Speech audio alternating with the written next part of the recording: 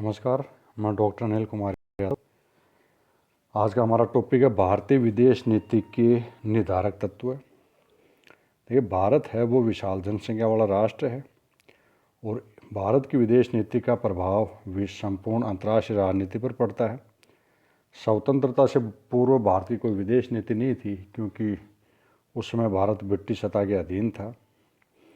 परंतु विश्व मामलों में भारत की एक गौरवशाली परंपरा रही है और इसी संदर्भ में आज हम भारतीय विदेश नीति के निर्माणक तत्वों का उल्लेख करेंगे। उससे पहले मैं भारतीय विदेश नीति के जो उद्देश्य है उनके बारे में बताना चाहूँगा। भारतीय विदेश नीति का जो उद्देश्य है वो सितंबर 1946 में पंडित जवाहरलाल नेहरू ने एक प्रेस कॉन्फ्रेंस में इसके बारे में उल्लेख किया था कि वैदेशिक संबंधों के क्षेत्र में भारत एक स्वतंत्र नीति का अनुसरण करेगा और गुटों के खींचतान से दूर रहते हुए संसार के समस्त पराधीन देशों को आत्मनिर्णय का अधिकार प्रदान कराने, जातीय भेदभाव की नीति का दृढ़तापूर्वक उन्मूलन कराने का प्रयत्न करेगा। साथ ही वह दुनिया के शांति प्रिय राष्ट्रों के साथ मिलकर अंतर्राष्ट्रीय सहयोग और सद्भावना के प्रचार के लिए भी निरंतर प्रयत्नशील रहेगा। तो नेहरू जी का यह कथन आज भी भारतीय विदेश नीति का आधार स्तंभ है। तो भारतीय विदेश नीति के जो मुख्य आदर्श और उद्देश्य है वो निम्नलिखित है। अंतर्राष्ट्रीय शांति और सुरक्षा के लिए प्रत्येक संभव प्रयास करना, अंतर्राष्ट्रीय विवादों का शांतिपूर्ण तरीके से एवं मध्यस्थता द्वारा निपटाए जाने के तरीके को प्रोत्साहन देना, सभी राज्यों और राष्ट्रों के बीच परस्पर सम्मानपूर्ण संबंध बनाए रखना, अंतर्राष्ट्रीय कानूनों के प्रति और अंतर्राष्ट्रीय संधियों के पालन के प्रति आस्था बनाए रखना, सैन्य गुटबंदियों और सैनिक समझौतों से अपने आप को अलग रखना, प्रत्येक प्रकार की साम्राज्यवादी उपनिवेशवादी भावना को निरुत्साहित करना एवं उन देशों की जनता की सक्रिय सहायता करना जो उपनिवेशवाद और साम्राज्यवाद से पीड़ित हो, भारत की आकांक्षाओं, आवश्यक राष्ट्रीय हित चिंताओं के लिए अंतर्राष्ट्रीय जगत में समझबूझ और समर्थन विकसित करना, साथ ही सभी देशों के साथ व्यापार, उद्योग, निवेश, प्रौद्योगिकी अंतरण और अन्य कार्यमूलक क्षेत्रों में सहयोग का व्यापक आधारित परस्पर लाभप्रद और सहयोगी ढांचा विकसित करना एवं द्विपक्षीय संबंधों को संवर्धित करने और विश्व में शांति, स्थिरता और बहुध्रुवीय स्थिति को मजबूत करने की दिशा में कार्य करना, ये भारतीय विदेश नीति के मुख्य उद्देश्य है। अब देखें, हमारा टॉपिक आज का जो मुख्य है वो था भारतीय विदेश नीति के निर्माणक तत्व अथवा निर्धारक तत्व कौन कौन से हैं। तो इसमें से जो पहला निर्धारक तत्व है वो है भौगोलिक तत्व। देखिए, भूगोल का किसी भी राष्ट्र की विदेश नीति में अहम रोल होता है। जैसे के.एम. पणिनकर के अनुसार जब नीतियों का लक्ष्य प्रादेशिक सुरक्षा होता है तो उनका निर्धारण मुख्य रूप से भौगोलिक तत्व ही किया करता है। इसी प्रकार नेपोलियन बोनापार्ट का यह कथन कि किसी देश की विदेश नीति उसके भूगोल द्वारा निर्धारित होती है, यही बात भारतीय विदेश नीति के संदर्भ में भी लागू होती है। भारत की विदेश नीति के निर्धारण में भारत के आकार, एशिया में उसकी विशेष स्थिति तथा दूर दूर तक फैली हुई भारत की सामुद्रिक और पर्वतीय सीमाओं का विशेष स्थान रहा है। इसी भारत उत्तर में साम्यवादी गुट के प्रमुख देशों सोवियत संघ और चीन के पूर्व सोवियत संघ और चीन के बिल्कुल समीप है। हिंद महासागर में भारत का सबसे बड़ा हित यह है कि वह हिंद महासागर हो स्वतंत्र और शांति का क्षेत्र बना रहे। भारत इस बात को स्वीकार नहीं करता कि ब्रिटेन के इस क्षेत्र से हट जाने से किसी प्रकार की शक्ति शून्यता की स्थिति पैदा हो गई है। तो इन्हीं सब कारणों के संदर्भ में भारतीय विदेश नीति का जो गुणनिरपेक्षता की नीति अपनाई थी उसका मुख्य कारण भी भारत का भौगोलिक स्थिति है।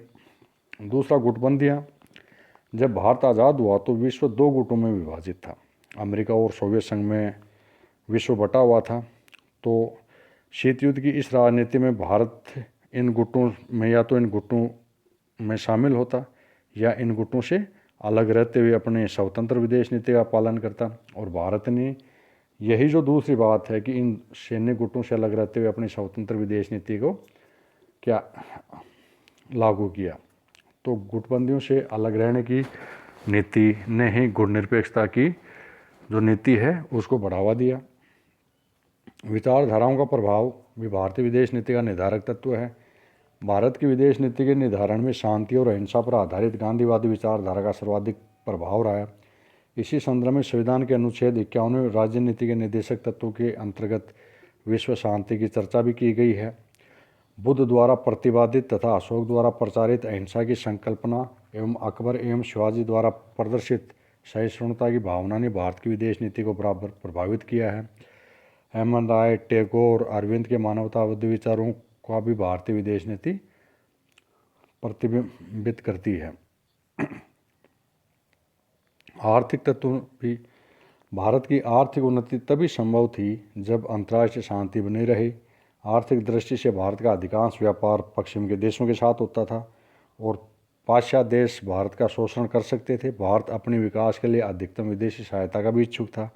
इसी दृष्टिकोण के लिए भारत के लिए सभी देशों के साथ मैत्री का बर्ताव करना आवश्यक था और इसी आधार पर भारत का किसी एक गुट में शामिल होना भारत के विकास के लिए हानिकारक सिद्ध हो सकता था। इसीलिए भारत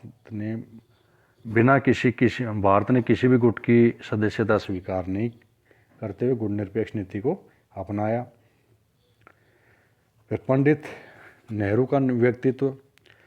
पंडित जवाहरलाल नेहरू न केवल भारत के प्रधानमंत्री थे अपितु विदेश मंत्री थे। भारतीय विदेश नीति पर जवाहरलाल नेहरू के व्यक्तित्व की अमिट छाप झलकती है। वे साम्राज्यवाद, उपनिवेशवाद और फासिस्टवाद के विरोधी थे। वे सभी अंतर्राष्ट्रीय विवादों का शांतिपूर्ण तरीके से समाधान निकालने के समर्थक थे। वे महाशक्तियों के संघर्ष में भारत के लिए असंलग्नता की नीति को सर्वोत्तम मानते थे। यूँ कहे कि विदेश नीति के निर्माण में राष्ट्रीय नेतृत्व का बहुत बड़ा प्रभाव पड़ता है और यह नेहरू जी का बड़पन था कि वे भारतीय विदेश नीति को नेहरू नीति के नाम से पुकारा जाना नापसंद करते थे। मेरे कहने का मतलब ये है कि भारतीय विदेश नीति पर नेहरू जी के व्यक्तित्व की अमिट छाप है। राष्ट्रीय हित है वो भी भारतीय विदेश नीति का मुख्य निर्धारक तत्व है। देखिए, किसी भी राष्ट्र की विदेश नीति का मुख्य आधार ही राष्ट्रीय हित होता है। राष्ट्रीय हितों की सुरक्षा एवं बढ़ावा देने के लिए ही विदेश नीति बनाई जाती है और यही बात भारतीय विदेश नीति पर भी लागू होती है। भारत का राष्ट्रीय हित क्या है, यह निर्धारण करना आसान नहीं है। भारत के दो प्रकार के राष्ट्रीय हित है, स्थायी राष्ट्रीय हित जैसे देश की अखंडता और सुरक्षा, और अस्थायी राष्ट्रीय हित जैसे खाद्यान्न, विदेशी पूंजी, तकनीक विकास इत्यादि। तो भारत ने अपने राष्ट्रीय हितों के मद्देनज़र ही अपनी विदेश नीति का निर्माण किया है। फिर साथ में भारत की जो ऐतिहासिक परंपराएं हैं, उन ऐतिहासिक परंपराओं ने भी विदेश नीति के निर्धारण में बहुत बड़ा योगदान दिया है। प्राचीन काल से भारत की विदेश नीति शांतिप्रिय रही है। भारत कभी भी साम्राज्यवादी राष्ट्र नहीं रहा है और न ही साम्राज्यवाद का समर्थन किया है और ये बातें ऐतिहासिक परंपराओं के आधार पर आज भारतीय विदेश नीति का मुख्य आधार है।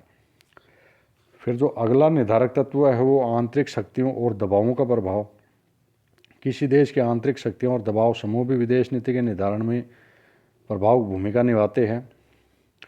जब राष्ट्र आंतरिक फूट के कारण विभाजित होता है और राजनीतिक स्थिरता पाई जाती है तो विदेश नीतियां प्राय शिथिल और अंतर्राष्ट्रीय विषयों पर प्राय निष्क्रिय और प्रभावहीन होती है। भारत की विदेश नीति भी इसका अपवाद नहीं है। स्वतंत्रता प्राप्ति के बाद 17 वर्षों तक भारत आर्थिक और सैनिक दृष्टि से निर्बल होने पर भी विश्व राजनीति में इस कारण अधिक योगदान देश का कि नेहरू का व्यक्तित्व अधिक प्रभावशाली था। तो ये मुख्य निर्धारक तत्व थे जिन्होंने भारतीय विदेश नीति के निर्माण में मुख्य भूमिका निभाई है। धन्यवाद।